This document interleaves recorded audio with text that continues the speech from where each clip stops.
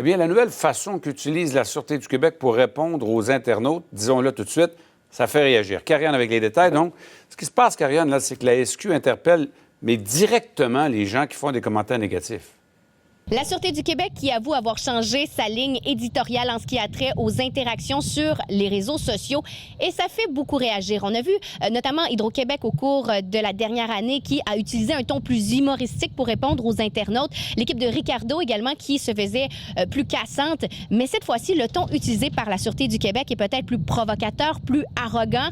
Et pour vous donner une idée, environ 100 000 personnes suivent la page officielle de la Sûreté du Québec et habituellement les publications qui reçoivent une vingtaine, trentaine de commentaires. Et pour la dernière publication qui concernait la sécurité routière, notamment pendant les vacances de la construction, il y a eu 770 commentaires. Et je vous donne un aperçu de l'échange. D'abord, un citoyen qui a dit « Ils veulent s'assurer de bien remplir les coffres ». La Sûreté du Québec qui a répondu « Mieux vaut donner une contravention à un cabochon qui ne respecte pas la sécurité routière que d'être sur la scène d'une collision mortelle ».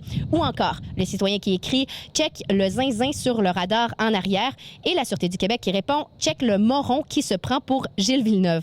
Alors effectivement, le porte-parole Hugo Fournier qui mentionnait qu'il pourrait y avoir des ajustements, oui, au cours des prochaines semaines, mais qu'on assume pleinement ce qui a été écrit. Maintenant, avec notre collègue du Web, Mathieu Roy, on a posé la question aux spécialistes du Web, est-ce qu'il y a des risques de dérapage? Notamment, est-ce que les gens vont être capables de faire la différence entre ce qui est écrit sur les réseaux sociaux et ce que les policiers vont pouvoir dire concrètement sur le terrain? On peut l'écouter.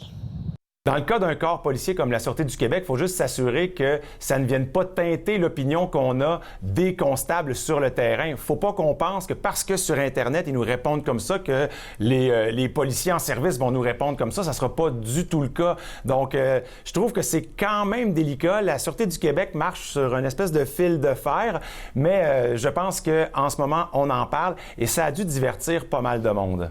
Mathieu Roy a également posé la question, est-ce qu'il y a des risques que certains internautes se rendent sur la page Facebook et écrivent des commentaires spécialement pour faire réagir les policiers de la Sûreté du Québec et qu'on assiste à une escalade de commentaires inadéquats. De son côté, la Sûreté du Québec mentionne que les communications officielles, autant les porte-paroles que les communiqués qui seront envoyés, continueront d'adopter un ton plus sobre. Karianne Bourassa, TVA Nouvelles, à Montréal.